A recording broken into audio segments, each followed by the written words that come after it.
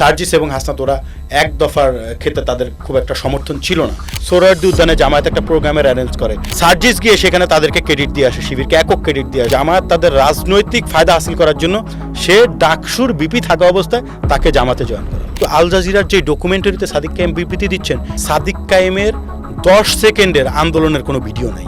Contribution যদি 10% থাকে, মানে তাদের সেলিব্রেশন ছিল 100%। ছাত্র শিবিরের যে গুপ্ত রাজনীতি, অপকাশ্য রাজনীতি, সার্বভৌমত্বের জন্য হুমকি স্বরূপ। এই যে জামাতের কোলে গিয়ে উঠার মাধ্যমে তারা তো প্রথমে রাজনৈতিক দল করে জাতির সাথে প্রতারণা করেছে।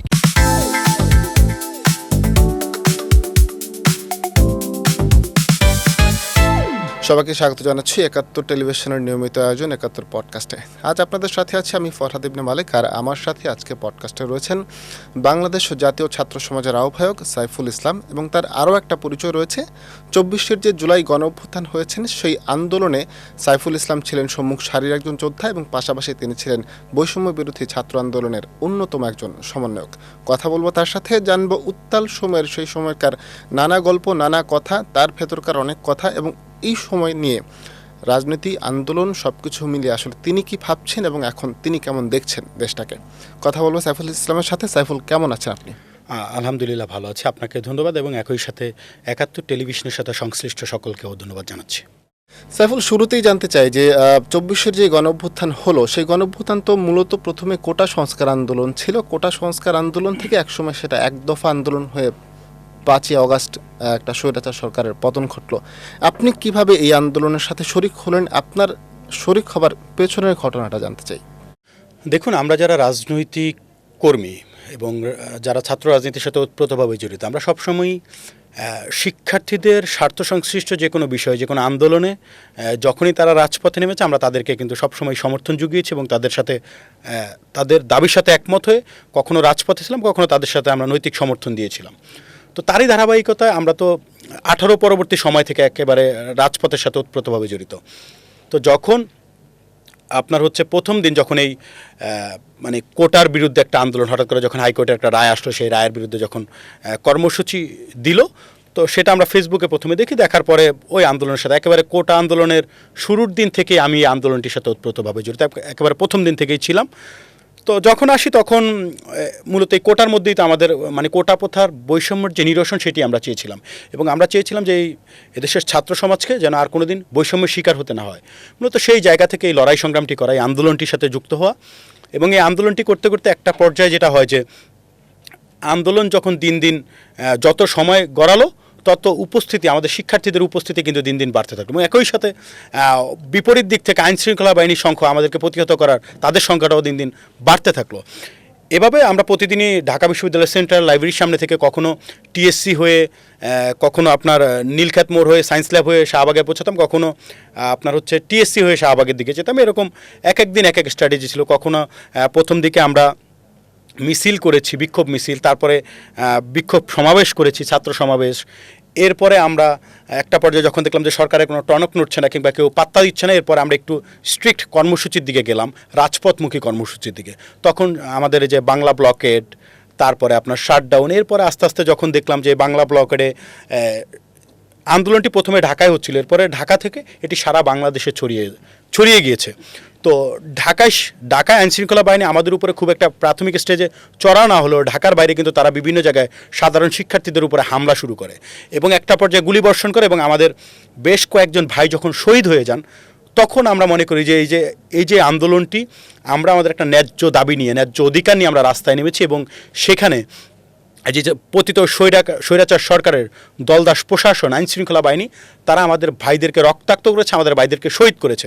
এই শহীদদের রক্ত মারিয়ে আমরা আর কোনো ধরনের সংলাপ, সমঝোতা কিংবা এটি এখন আর কোটার মধ্যে নেই। তখন আমরা চিন্তা করি যে এই জায়গা থেকে এখন আমাদের আর পিছু হটার সুযোগ নেই, এবং এটি যেহেতু কোটার মধ্যে নেই, আমার ভাইদের রক্তের বদলা নিতে হবে, এবং সেটির একমাত্র পথ এই যে যারা আমাদের ভাইদেরকে রক্তাক্ত করেছে তাদেরকে যে কোনো মূল্যে বাংলাদেশে ক্ষমতা থেকে তাদেরকে বিচ্যুত করতে হবে, এবং তাদেরকে এই রাষ্ট্রযন্ত্রকে আমাদের ঢেলে সাজাতে হবে, ঢেলে সাজাতে হলে তাদেরকে ক্ষমতাচ্যুত করে আমাদেরকে একটি নতুন বাংলাদেশের কথা ভাবতে হবে। তো তখন আসলে আমরা ওই কোটা আন্দোলন থেকে মূলত পরবর্তীতে এক দফার দিকে অগ্রসর হবে এবং এক দফার দিকে অগ্রসর হয়ে আমরা আরও রক্তকয়ী সংগ্রামের মাধ্যমে আমাদের আরও অনেক ভাই শহীদ হওয়ার মাধ্যমে একটা পর্যায়ে 5 অগাস্ট আসে এবং হঠাৎ করে স্বৈরাচার শেখ হাসিনা সরকার ছাত্র জনতার গণ অভ্যুত্থানের মাধ্যমে সে পালাতে বাধ্য হয়। আচ্ছা, আপনি তো আন্তালিব রহমান পার্থর যেই ছাত্র সংগঠন বাংলাদেশ ছাত্র সমাজের সাথে আপনি সম্পৃক্ত এবং আপনি এর আহ্বায়ক রয়েছেন, তো আপনি কিভাবে এই আন্দোলনের সাথে যুক্ত হলেন বা এই আন্দোলনের যে সম্মুখ সারির আমরা যোদ্ধা যাদেরকে আসলে চিনি, হাসনাত, সার্জিস, নাহিদ বা আক্তার, এই যারা রয়েছেন বা আব্দুল কাদের, আবু বাকের মজুমদার যারা রয়েছেন, তাদের সাথেই বা কিভাবে আপনার পরিচয় হলো বা তাদের সাথে আপনি কিভাবে যুক্ত হলেন? এটার তো নিশ্চয়ই একটা ঘটনা রয়েছে যে তারা তো মোটামুটি অপরিচিত। আপনি অন্য একটা প্রতিষ্ঠান থেকে ঢাকা বিশ্ববিদ্যালয়ে মাস্টার্স করলেন, হঠাৎ করে তাদের সাথে কিভাবে পরিচয় হলো? না, আসলে এখানে আসিফ নাহিদ ভাইয়ের সাথে আমার আগে থেকে পরিচয়। আসিফ, নাহিদ, আক্তার ভাই, তারপরে রিফাত রশিদ, ওদের সাথে আমাদের সম্পর্কটা আগ থেকেই আছে এবং ওরা আমাদেরকে আগ থেকেই চিনতো আমাকে, আমি ওদেরকে চিনতাম। তো সেই জায়গা থেকে এবং বাংলাদেশের যে কোনো গণতান্ত্রিক আন্দোলনে বিশেষ করে শিক্ষার্থীদের স্বার্থ সংশ্লিষ্ট বিষয়ে আক্তার ভাই, নাহিদ, আসিফ ওরা কিন্তু সবসময় ছিল, মানে 18 পরবর্তী সময়। তো ওদের সাথে তো যোগসূত্রতা আমাদের আগ থেকেই আছে। তো এই আন্দোলনের একটা পর্যায়ে আসিফের সাথে আমার যোগাযোগ হয়। আসিফ বলে যে তুই আমাদের সাথে থাক, আমাদের সাথে থেকে আন্দোলনটা সমন্বয় কর। তখন আমরা এই যে তিতুমির কলেজ বিভিন্ন শিক্ষার্থীদের সাথে বিভিন্ন পর্যায়ে আমরা যোগাযোগ করতাম, যোগাযোগ করে তাদেরকে কীভাবে অ্যাকোমোডেট করা যায়। এবং এমন হয়েছে যেদিন ঢাকা বিশ্ববিদ্যালয়ে হামলা হলো সাধারণ শিক্ষার্থীদের উপরে, আমি তখন ঢাকা মেডিকেলে অবস্থান করছি, আক্তার ভাই আমাকে মেসেজ দিয়েছে যে সাইফুল ভিতরে কী অবস্থা, তখন আমি তাকে আপডেট জানাচ্ছি। তো এরকম অনেক ঘটনা আছে। এরপরে দেখা গেছে তিতুমির কলেজ থেকে একটা মিছিল টিএসসিতে আসছে, কিন্তু আমাদের যে মিছিলটি সেটি ইতিমধ্যে আপনার হচ্ছে ইডেন কলেজের ওই দিকে চলে গিয়েছে। তখন আসিফকে আমি জিজ্ঞেস করতেছি যে আমরা তাহলে কোন দিকে আসবো, তখন সে বলতেছে তোমরা নীলক্ষেত মোড়ের দিকে আসো, আমরা সায়েন্স ল্যাব হয়ে শাহবাগের দিকে যাব। তো এরকম নানান সময় নানান ধরনের সমন্বয় আমরা করেছি। কিন্তু এই আন্দোলনে আসলে যে নাহিদ এবং হাসনাত এবং সার্জিসের উপস্থিতিটা, যদিও হাসনাত ছিল মোটামুটি আন্দোলন প্রথম 2-1 দিন হওয়ার পর থেকে হাসনাতকে আমি দেখেছি, কিন্তু সার্জিস এসেছে মোটামুটি 6 জুনের দিকে। কেন এত দেরিতে কেন? সেটা তো আমরা জানি না, কিন্তু সার্জিসকে আমি হঠাৎ করে দেখি এবং যখন দেখি যে সে মাইকে কথা বলছে, স্লোগান দিচ্ছে, আমি একটু অবাক হই যে ঘটনাটাকে। ওরা তো আমি লাস্ট কয়েকদিন দেখিনি প্রথম দিকে। তো পরে যেটা বুঝলাম যে সার্জিস হয়তো কিছুটা ছাত্রলীগ মনা কিংবা ছাত্রলীগ ভাবাপন্ন কিংবা তাদের সাথে একটা কানেক্টিভিটি ওর আছে। তো ন্যাচারালি ওই রেঞ্জের যারা রয়েছে তাদেরকে যদি আন্দোলনের ফ্রন্ট লাইনে রাখা হয় তাহলে হয়তো ছাত্রলীগ নর্মালি যেটা হয় যে কোনো আন্দোলনে তারা দমন পীড়ন করে, তো হয়তো এখানে একটু সেই সংখ্যাটা একটু কমে আসবে। হ্যাঁ, কিংবা এমন হতে পারে যে ছাত্রলীগের এন্ড থেকে হয়তো তাকে পাঠানো হতে পারে, আমরা জানি না সেটা আসলে কোন কারণে সে আসছে। তবে সে এর আগেও সাধারণ ক্যাম্পাসে ডিবেটিং সোসাইটির সাথে ছিল, বিভিন্ন ধরনের কো কারিকুলার অ্যাক্টিভিটিসের সাথে সে ছিল। হয়তো সেও স্বেচ্ছায় আসতে পারে কিংবা তাকে কেউ পাঠাতেও পারে, সেটা আমরা জানি না। তবে সে একেবারে শুরুর দিকে সার্জিসে আন্দোলনের সাথে ছিল না। এবং একটা পর্যায়ে যখন আন্দোলনটা এক দফার দিকে অগ্রসর হয়, তখন আমরা যেটা শুনতে পাই যে এখন কয়েকদিন আগে আব্দুল কাদের যেটি বলল কিংবা আসিফের মুক্ত ঘোষণা যে সার্জিস এবং হাসনাত ওরা এক দফার ক্ষেত্রে তাদের খুব একটা সমর্থন ছিল না, মানে তারা কোটা পর্যন্তই সীমাবদ্ধ থাকতে চেয়েছেন। এবং রাশেদ ভাইয়ের আমরা একটা স্ট্যাটাসেও দেখলাম এরকম একটা ইঙ্গিত। তো সেই জায়গা থেকে তারা হয়তো এবং সরকারের সাথে আতাত করার যে বিষয়টা, এবং তারা যে গিয়ে আন্দোলনের একটা পর্যায়ে গিয়ে যে এটির সাথে রাজনৈতিক দল যেটা বলছে কিংবা তারা যেমনটা চাচ্ছে সেটির সাথে তাদের কোনো সম্পর্ক নেই, তারা কোটা প্রথা পর্যন্তই তারা সীমাবদ্ধ থাকতে চান, তেমনটি আমরা মিডিয়ার মাধ্যমে দেখতে পেয়েছি ওই সময়ে। তো যাই হোক, দিন শেষে আমরা একটা আন্দোলন করে সফল হয়েছি। এবং আমার মনে আছে যে 11 জুলাইতে যেদিন শাহবাগে আসলে পুলিশ বিশাল একটা ব্যারিকেড দিয়েছিল, ব্যারিকেড দিয়ে আমাদেরকে চেষ্টা করেছিল যে আটকে দেওয়া, যে কীভাবে আমরা যেন কোনোভাবে আর তাদের ব্যারিকেড ভেঙে সামনে এগিয়ে যেতে না পারে। তখন আমরা ঢাকা বিশ্ববিদ্যালয়তে একটা বড় মিছিল নিয়ে এসে আমাদের স্ট্র্যাটেজি ছিল যে সাধারণ শিক্ষার্থীদেরকে দিয়ে পুলিশের সাথে একটা মানে হাতাহাতি হবে বা তাদেরকে দস্তাদস্তি করে যেন পার হয়, আর আমরা পাশে থেকে সাপোর্ট দিব। তো আমরা এমন একটা ভাব নিচ্ছিলাম যে আমরা যারা পলিটিক্যাল ব্যানার আছে যে আমরা তাদেরকে ঠেকাচ্ছি যে তোমরা পুলিশের সাথে দস্তাদস্তি করো না বা এটা ঠিক না, মানে আমরা তাদেরকে ঠেকানো হচ্ছে। কিন্তু আলটিমেটলি আমরা চাচ্ছিলাম যে তোমরা আরও জোরে ধাক্কা দাও যেন ব্যারিকেডটা ভাঙে। তো একটা পর্যায়ে যেটা হলো, ওদের সাথে সমন্বয় করে আমরা এমনভাবে ধাক্কা দিই, ধাক্কা দিয়ে পুলিশের ব্যারিকেডটা ভাঙতে সম্ভব হয়। যেমন বাঁধ যখন ভেঙে যায়, ভেঙে গিয়ে যখন নদীর স্রোত থেকে যেভাবে পানি বের হয়, আমরা ঠিক একইভাবে পুলিশকে দুই পাশে সরিয়ে দিয়ে আমরা কিন্তু তাদের মাঝখান দিয়ে একেবারে ব্যারিকেড ভেঙে সামনে এগিয়ে যাচ্ছিলাম, এবং I was the first person যে হচ্ছে ওই ব্যারিকেড ভেঙে এগিয়ে যায়। আচ্ছা, এই বিষয়টা আমার একটু জানার ইচ্ছা রয়েছে যে আপনি যখন একবারে প্রথম ব্যক্তি ছিলেন, একবারে সামনের সারিতে ছিলেন, একটা ভয় কাজ করছিল কিনা যে একটা 17 বছর বা 16 বছরের সময় ধরে একটা সরকার ক্ষমতায় রয়েছে, যদি এই আন্দোলন আপনাদের সফল না হয়, আপনি তো সবার সামনে, আপনাদের চেহারা সবাই চিনে ফেলেছে, দেখে ফেলেছে, একটা আতঙ্ক কাজ করতো কিনা? আপনার একটা পরিবার রয়েছে। নিঃসন্দেহে আতঙ্ক কাজ করতো, কিন্তু সত্যি কথা বলতে আমরা জানতাম যে প্রথম আঘাতটা আসলে আমাদের উপরেই আসবে, আমরা যারা পলিটিক্যাল ব্যানারে রয়েছে, এটা সত্যি কথা। এবং আন্দোলনের একটা পর্যায়ে যখন আন্দোলনটা ওই যে দিন দিন বাড়তেছে, গোয়েন্দা নজরদারি কিন্তু আমাদের উপরে বাড়তেছিল, এবং এমন হয়েছে যে আমরা জীবনের ঝুঁকি নিয়ে রাজনৈতিক ব্যানারের হয়ে আমরা কিন্তু প্রথম সারিতে থাকতে চেয়েছিলাম। এমনও দিন আছে মিছিলের প্রথম সারিতে আমি গিয়ে দাঁড়িয়েছি, সার্জিস হাসান এসে আমাকে হাত জোর করে বলতেছে, ভাই তোমাদের উপরে গোয়েন্দা নজরদারি আছে, তোমরা গিয়ে তৃতীয় সারিতে দাঁড়াও, না হলে এটাকে অন্য রাজনৈতিক ট্যাগলাইন বা এরকম কিছু দেওয়া হবে, এবং তোমার ভালোর জন্যই আমরা বলতেছি তুমি তৃতীয় সারিতে গিয়ে দাঁড়াও। তো সার্জিস হাসান এসে আমাকে রিকোয়েস্ট করেছে যে তৃতীয় সারিতে দাঁড়ানোর জন্য, কিন্তু আমরা কিন্তু জীবনের ঝুঁকি নিয়ে প্রথম সারিতে দাঁড়ানোর জন্য প্রস্তুত ছিলাম এবং আমরা চেয়েছিলাম। তো হয়তো প্রেক্ষাপট বিবেচনায় আমরা গিয়ে তৃতীয় সারিতে দাঁড়িয়েছি তখন।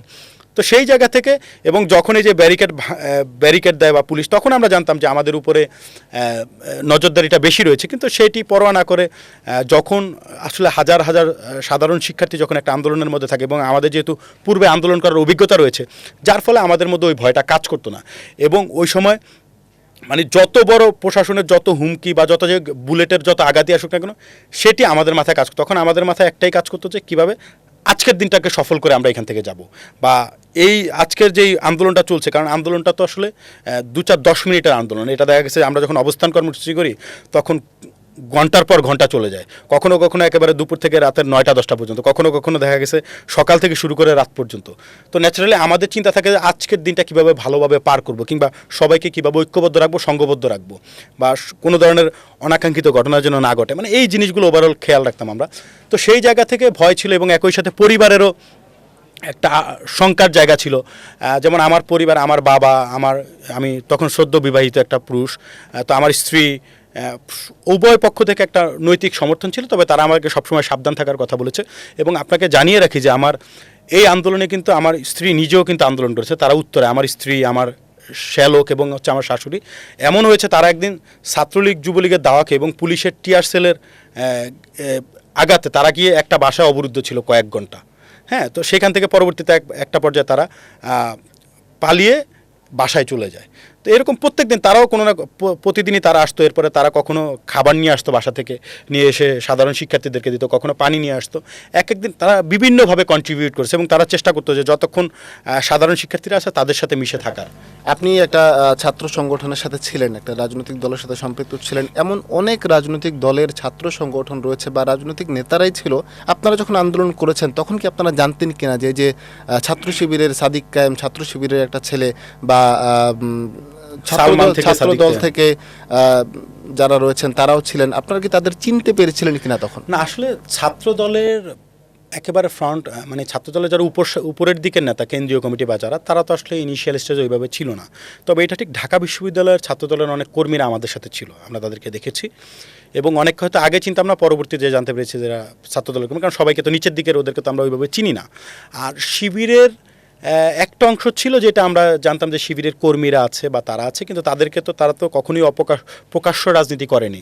হ্যাঁ, তো তাদের আগ থেকে একটা যে টেনেছি গুপ্তধারা রাজনীতি তাদের যে বহমান, সেটির ধারাবাহিকতা ছিল, যার ফলে তাদেরকে আমরা চিনতাম। এবং আন্দোলনের আগে আমাদের ছাত্র দলের সাথে কথা হতো, ছাত্র অধিকারের নেতৃবৃন্দের সাথে কথা হয়েছে, তারপরে হচ্ছে গণতান্ত্রিক ছাত্র শক্তি যে তৎকালীন, তারা তো একেবারে আন্দোলনের ফ্রন্ট লাইনেই ছিল, তো তাদের সাথে ওতপ্রোতভাবে আমরা জড়িত ছিলাম, যোগাযোগ ছিল, কিন্তু শিবিরের সাথে তেমন কোনো কানেক্টিভিটি আমাদের ছিল না, এবং তাদেরকে আমরা সেভাবে দেখতে পাই না। তবে এটা খুব দুঃখজনক যে হঠাৎ করে 5 আগস্টের পরে আমরা দেখি যে বিভিন্ন মিডিয়া ট্রায়ালের মাধ্যমে হোক কিংবা কোনো এজেন্সির মাধ্যমে হোক, সালমান নামে যে ছিল সে হয়ে গেছে সাদিক কায়েম, সে হয়ে গেছে আন্দোলনের অন্যতম মাস্টার মাইন্ড, 9 দফার কারিগর, এটা সেটা নানান কাহিনী। তো এটা আমাদের জন্য খুব হতাশাজনক যে হঠাৎ করে একটা ছেলে শিবিরের, তাকে এইভাবে রাতারাতি স্টার বানিয়ে দেওয়া, বা সে স্টার বনে যায়, অথচ সেখানে অনেক ডেডিকেটেড ছিল। আব্দুল কাদেরের কন্ট্রিবিউশন অনেক বেশি। একটা পর্যায়ে যখন ডিবি হেফাজতে চলে যায় 6 সমন্বয়ক, তখন কিন্তু এই যে রিফাত রশিদ, মাহিন সরকার, তো ওদের ভূমিকা কিন্তু অনেক ছিল। তো এই যে তাদেরকে কিন্তু কেউ সেভাবে প্রমোট করে না কিংবা তারা কিন্তু কেউ ক্রেডিট পাচ্ছে না। তো আমার মনে হয় যে এখানে যেহেতু বিগত দিনে বিশেষ করে আপনার ৭১-এ জামায়াতের একটা বিতর্কিত ভূমিকার কথা আমরা জানি বা আমরা শুনেছি, তো সেই জায়গা থেকে তাদের কিন্তু ঐতিহাসিক কোনো পটভূমি নাই যেটাকে তারা বাংলাদেশের রাজনীতিতে কাজে লাগাবে।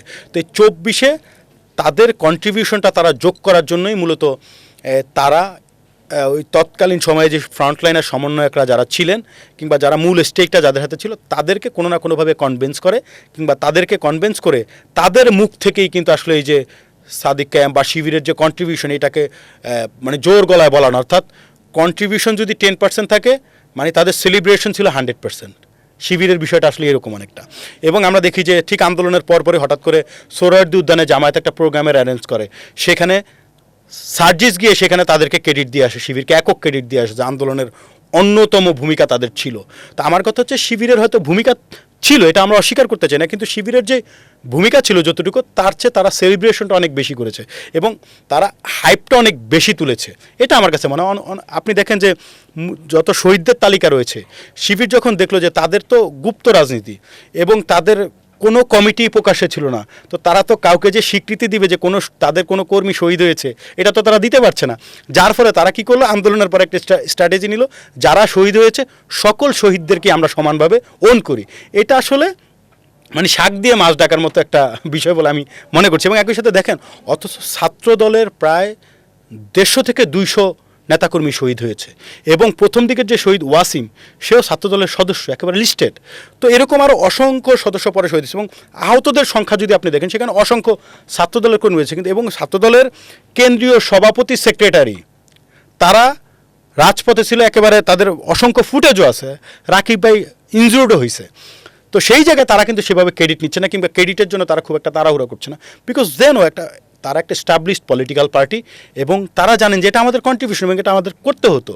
আচ্ছা, সেক্ষেত্রে একটা বিষয় জানতে চাই যে এই যে আপনি যখন এই কথাগুলো বললেন, তাহলে আপনার কি মনে হয় কি না যে ৫ তারিখের পরে যে একটা পরিস্থিতি তৈরি হবার কথা ছিল যে সবার সমন্বয় সবার অংশগ্রহণে একটা আন্দোলন হলো, সেক্ষেত্রে কোনো জায়গা দিয়ে কি আন্দোলনের ক্রেডিটটা চুরি হয়ে গেল কিনা? না, এটা তো সত্যি কথাই যে ৫ আগস্টের আগে আমরা সবাই এক এবং ঐক্যবদ্ধ ছিল এবং আমরা সবার ফোকাসড ছিল যে কীভাবে আন্দোলনটা ত্বরান্বিত করা যায় বা এখানে কীভাবে আমাদের যে প্রাথমিক লক্ষ্য সেটি অর্জন করা যায়।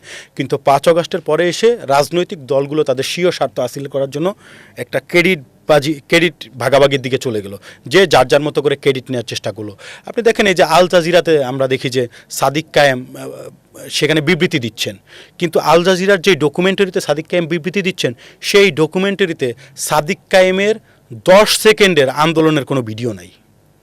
তো অথচ সেইখানে ছাত্রদল কিংবা অন্য ছাত্র সংগঠন কিংবা এই যে সাধারণ শিক্ষার্থী কিংবা ছাত্র জনতার অনেক ফুটেজ রয়েছে, অথচ যে সেখানে অন্যতম স্টেক হোল্ডার হিসেবে আন্দোলনের বিবৃতি দিচ্ছে তার আন্দোলনের সময়কার ১০ সেকেন্ডের একটা ভিডিও নেয়। অথচ তার অসংখ্য ভিডিও আমরা ছাত্রলীগের যে সে ৫ আগস্টের আগে ছাত্রলীগের সাথে মিছিল করছে, স্লোগান দিচ্ছে, সেই ভিডিওগুলো কিন্তু আমরা দেখতে পাচ্ছি। এবং একই সাথে আমরা তো মনে করি যে এই যে ছাত্র শিবিরের যে গুপ্ত রাজনীতি, অপকাশ্য রাজনীতি, এটি শুধুমাত্র বাংলাদেশের রাজনীতির জন্য না, সার্বভৌমত্বের জন্য হুমকি স্বরূপ।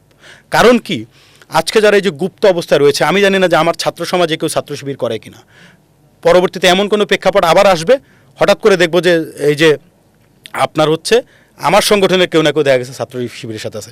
আপনি জেনে অবাক হবেন যে চকসু নির্বাচন হলো, সেখানে ছাত্রদল যাদেরকে মানে এজেন্ট হিসেবে দিয়েছে তাদের নিবেদিত কর্মী মনে করে, নির্বাচনের পরে দেখা গেছে তাদের মধ্যে বেশ কয়েকজন শিবিরের কর্মী। মানে ৫ আগস্টের পরের ঘটনা, এটা আগের ঘটনা না কিন্তু।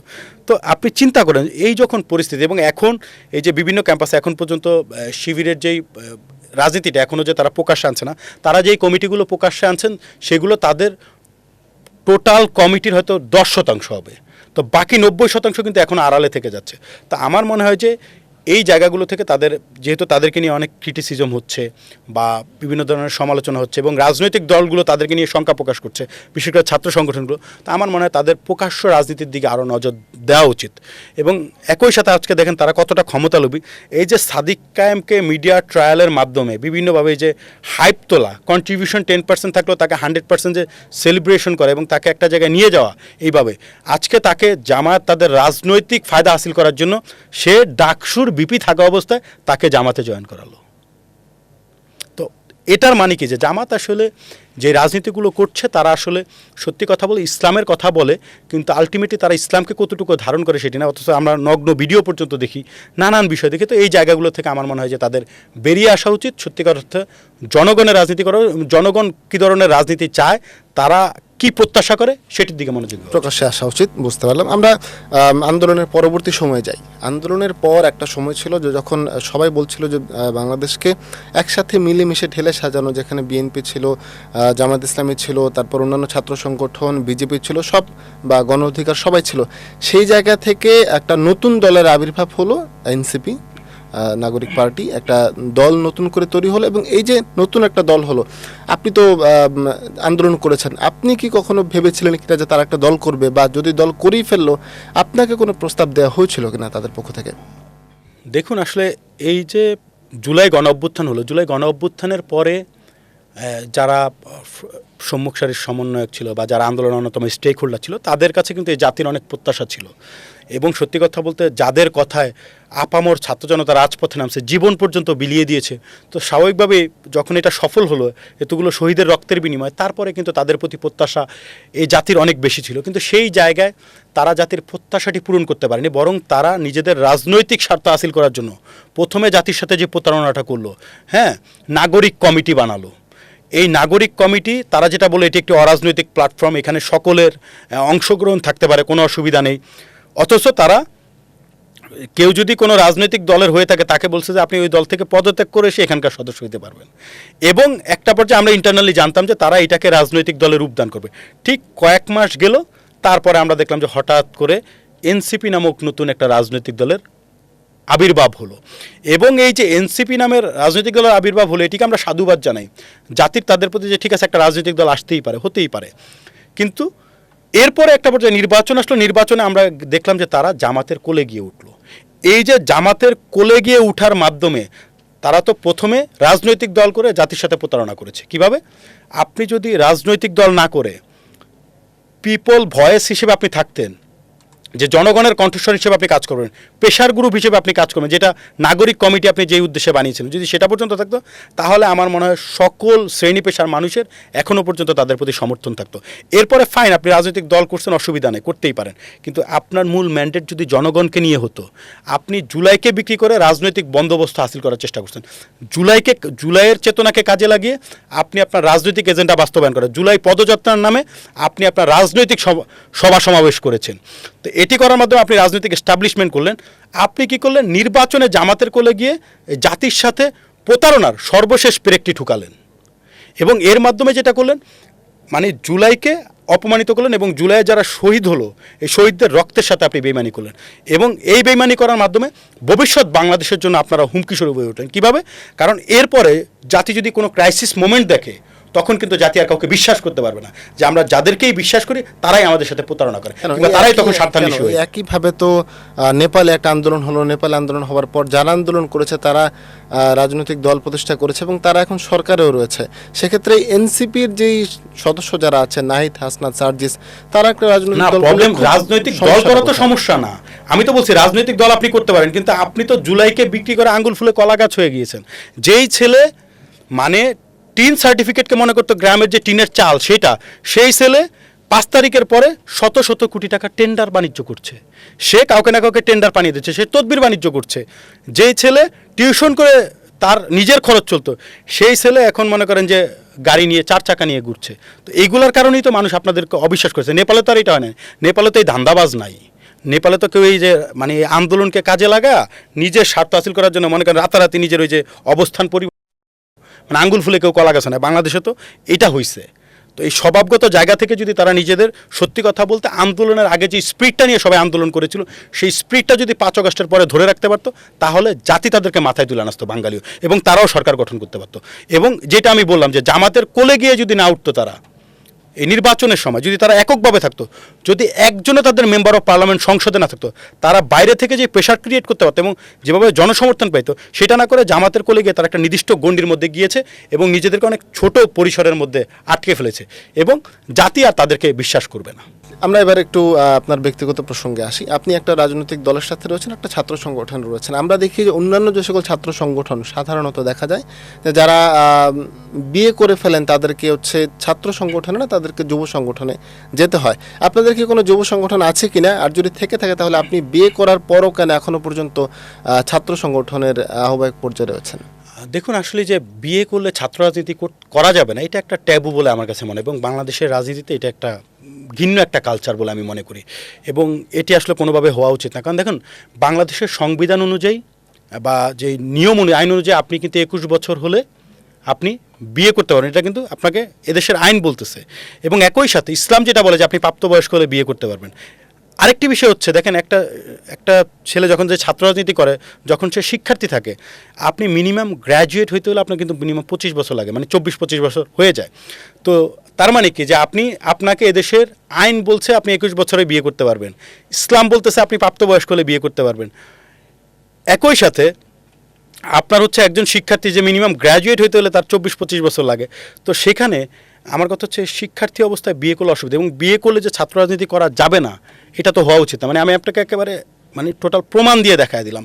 এবং আমাদেরও যুব সংগঠন রয়েছে, স্বাভাবিকভাবে একটা বয়স পরে আমরাও যুব সংগঠন করব, কিন্তু যেহেতু আমরা এখনও শিক্ষার্থী, আমি এখনও বর্তমানে শিক্ষার্থী রয়েছে ঢাকা বিশ্ববিদ্যালয়ে, এখনও মাস্টার্স আমি করছি, তো সেই জায়গা থেকে আমরা এখনও ছাত্র রাজনীতির সাথে ওতপ্রোতভাবে জড়িত রয়েছে। এবং একই সাথে আমি দেখতে পাই যে এই কারণে আপনি দেখেন যে বিভিন্ন ওই যে ক্ষমতাসীন ছাত্র সংগঠন এখন যারা রয়েছে কিংবা যারা পূর্বে ছিল, তাদের অনেকে বয়স 40-45 পর্যন্ত হয়ে যায়, কিন্তু কেউ বিয়ে করে না, হয়তো লুকায়া বিয়ে করে। তাদের এক একজনের খবর নিলে দেখবেন যে হয়তো 3-4 বছর 5 বছরের একটা বাচ্চাও আছে, কিন্তু কোথাও ওই প্রমাণ নাই। সে জীবনে একটা ওই তার পারিবারিক একটা ছবি সে আপলোড দিতে পারে না, বা সে কোথাও তাদেরকে নিয়ে ঘুরতে পর্যন্ত যেতে পারে না প্রকাশ্যে। তো এইটা আমার মনে হয় এই কালচার থেকে বেরোয় আসা উচিত, যেহেতু এদেশের আইন বলছে আপনি 21 বছর বয়সে বিয়ে করতে পারবেন। একই সাথে একটা ছেলে মিনিমাম গ্র্যাজুয়েশন কমপ্লিট করতে তার 24-25 বছর লাগে। তো বিয়ে করলে ছাত্র রাজনীতি করা যাবে না, এই জায়গাগুলো থেকে আসা আমার মনে হয় বের হয়ে আসা উচিত। এবং এ ধরনের কোনো নিয়মকানুন থেকে থাকলে সেটা আমার মনে হয় যে এখনই সলভ আউট করা উচিত, পরিবর্তন করা উচিত। আচ্ছা, একটা আন্দোলন হলো, আন্দোলন হবার পর আমরা যেমন একটা বাংলাদেশ চেয়েছিলাম, আসলে অনেকেই বলছে যে তেমন বাংলাদেশটা আমরা আসলে যা পাওয়ার কথা ছিল তা পাইনি। কিছু কিছু জায়গায় আন্দোলনের যে এজেন্ডা, সে এজেন্ডা চুরি হয়ে গেছে, কোথাও কোথাও এজেন্ডা হারিয়ে গেছে। আপনার কাছে কি মনে হয় আন্দোলনের যে সঠিক বা মেইন যে একটা এজেন্ডা ছিল, যে একটা চেষ্টা ছিল, আগ্রহ ছিল, আকাঙ্ক্ষা ছিল, সে আকাঙ্ক্ষা কি আসলে বাস্তবায়ন হলো কিনা 2 বছরে? না, সত্যি কথা বলতে জুলাই গণ অভ্যুত্থানের 2 বছর পরে এসে আমাদের উপলব্ধি হয়েছে যে আসলে আক্ষরিক অর্থে যেই স্পিরিটটাকে ধারণ করে আমরা আন্দোলন করেছিলাম, যে কাঙ্ক্ষিত লক্ষ্যে পৌঁছানোর জন্য আমরা আসলে আন্দোলন করেছিলাম, সেই বৈষম্যহীন সমাজ ব্যবস্থা এখন আমরা পাইনি। এরপর একই সাথে যে পরিবর্তনগুলো আমরা চেয়েছিলাম সেটিও আক্ষরিক অর্থে হয়নি। এবং আমরা বিশ্বাস করি যে যেই গণ অভ্যুত্থানের সরকার ছিল তারাও আসলে আমাদের প্রত্যাশা পূরণ করতে পারেনি। এখন একটা নির্বাচিত সরকার আসছে, তো তাদের কাছেও আমাদের, যদিও বেশি দিন হয়নি, তো তাদের কাছেও আমাদের প্রত্যাশা থাকবে যে কাঙ্ক্ষিত বাংলাদেশ আমরা চেয়েছিলাম এবং শহীদরা যেই বাংলাদেশটা দেখতে চেয়েছিল বলে তারা যে জীবন দিয়েছে, যেন সেই বাংলাদেশটি নিয়ে সকল পক্ষ কাজ করে। বর্তমান প্রধানমন্ত্রী যিনি রয়েছেন তার জেস্চার পোস্টার আমাদের কাছে খুব পজিটিভ মনে হয়।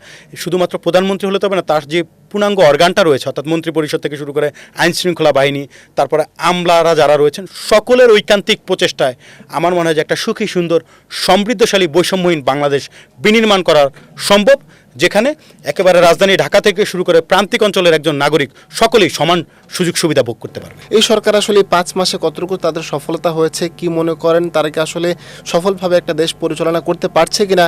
পরবর্তীতে 5 বছর পরে দেশটাকে আসলে কোন জায়গাতে নিয়ে যেতে পারে বলে মনে করেন? আমরা যে তারেক রহমানের যে জেস্চার পোস্টার দেখছি, বিশেষ করে তিনি ইতিবাচক ধারার যে রাজনীতি, বিশেষ করে সাধারণ মানুষের সাথে মিশে যাওয়ার যে রাজনীতি, সেটি আমরা লক্ষ্য করছি। যদিও এটিকে অনেকে পপুলিস্ট রাজনীতির কথা বলছেন যে হ্যাঁ পপুলিজম কালচার বা এরকম তার যে কার্যক্রম আসলে এটি বিশ্বের উন্নত দেশগুলোতে খুব কমন ফেনোমিনন, তার যে চেষ্টার প্রসার বা অ্যাক্টিভিটিসগুলো, কিন্তু আমাদের দেশে এই কালচারটি আসলে দীর্ঘদিন ছিল না বা কেউ এই কালচারটি শুরু করতে পারেনি, যার ফলে অনেকে হয়তো এটার সাথে ইউজড না। তা আমার কাছে এটাকে খুব স্বাভাবিক একটা প্র্যাকটিস মনে হয় এবং আমার মনে হয় যে তার সাথে তার যে মন্ত্রী পরিষদ রয়েছেন, এই যে যারা বিতর্কিত কথাবার্তা বলছেন অনেকে, কিংবা অনেকেই এখনও ইতোমধ্যেই বিতর্কের মধ্যে পড়ে গিয়েছেন, আমার মনে হয় যে এই মন্ত্রী পরিষদের সকলের উচিত তারেক রহমানকে ফলো করা, যে ফলো করে তিনি কি চাচ্ছেন, তিনি কিভাবে দেশ চালাতে চাচ্ছেন এবং তার মানে মাইন্ডসেট কি বলে এটা রিড করা উচিত সকলের। রিড করতে পারলে আমার মনে হয় যে তারা 5 বছর সারভাইভ করতে পারবে এবং আমরা যে কাঙ্ক্ষিত পরিবর্তনগুলোর কথা বলি, ইতোমধ্যে তো বেশ কিছু স্ট্র্যাটেজি হাতে নিয়েছে এই সরকার, সেই পদক্ষেপগুলোকে আমরা সাধুবাদ জানাই। যদিও আমার কাছে যেটি মনে হয়েছে যে ফ্যামিলি কার্ড এরকম ঘরে ঘরে দিয়ে 2-3 হাজার টাকা করে দিয়ে আসলে কোনো একটা পরিবারের তেমন কোনো আমূল পরিবর্তন আসবে না। যদি সেটি না করে বরং একটা কর্মসংস্থানের ব্যবস্থা করা যেত বিভিন্ন জায়গায়, যে 10,000 ব্যক্তিকে যদি কর্মক্ষম করা যায় স্পেসিফিক একটা জোন করে, যে 10,000 লোককে কর্মক্ষম করে তুলতে পারলে হয়তো তাদের সাথে এক একটা পরিবারে আরও 5 জন করে বেনিফিটেড হবে। 10,000 লোককে কর্মক্ষম করলে 50,000 লোক অটোমেটিক্যালি বেনিফিটেড হচ্ছে এবং তারা কিন্তু এই যে নিজেদের ইন্টিগ্রিটি নিয়ে বেঁচে থাকতে পারছে। তো সেটা না করে ফ্যামিলি কার্ড দিলে it's kind of charity type হয়ে যায় আমার মনে হয়, এবং একই সাথে এই কালচারের জন্য আমরা অভ্যস্ত না, কারণ economically we are not developed as like England. So England যেটা পারছে বা অন্যান্য রাষ্ট্রগুলো ফার্স্ট ওয়ার্ল্ড কান্ট্রি যেটা পারছে সেটার জন্য আমরা এখনও প্রস্তুত রয়েছি কিনা এখানে একটা বিষয়।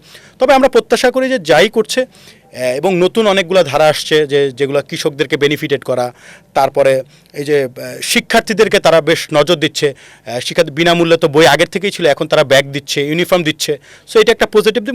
একই সাথে গবেষণামূলক শিক্ষা ব্যবস্থা যদি করতে পারে, ববি আজাদের মতো একটা কোয়ালিফাইড লোক সেখানে রয়েছেন, তা আমার মনে হয় যে আশা করি সবাই যদি নিজের জায়গা থেকে করে এবং একই সাথে মন্ত্রী পরিষদে একটা পরিবর্তনের গুঞ্জন বা একটা মানে অ্যালার্ট কিন্তু করে রাখছেন তারেক রহমান সবাইকে, তো এই প্রেশারটা যেন সব সময় থাকে, তাহলে আমার মনে হয় সবাই সতর্ক থাকবে এবং সবাই যার যার জায়গা থেকে যদি নৈতিক স্খলন না ঘটে এবং সবাই যদি দিন শেষে বাংলাদেশপন্থী হয়, জনগণের কথা চিন্তা করে, তাহলেই আমরা যে পরিবর্তনগুলোর কথা বলছি এবং একটা সুখী সুন্দর সমৃদ্ধশালী যে বাংলাদেশের স্বপ্ন আমরা দেখছি সেটি বাস্তবায়িত হবে ইনশাআল্লাহ।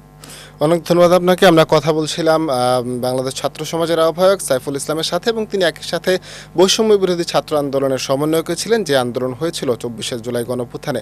আমরা আজ তার সাথে ছিলাম, আগামীতে আমরা আরও নতুন একজন অতিথির সাথে দেখা করব, তার সাথে কথা বলবো, জানবো জুলাইয়ের কথা, জানবো নানা রকমের কথা।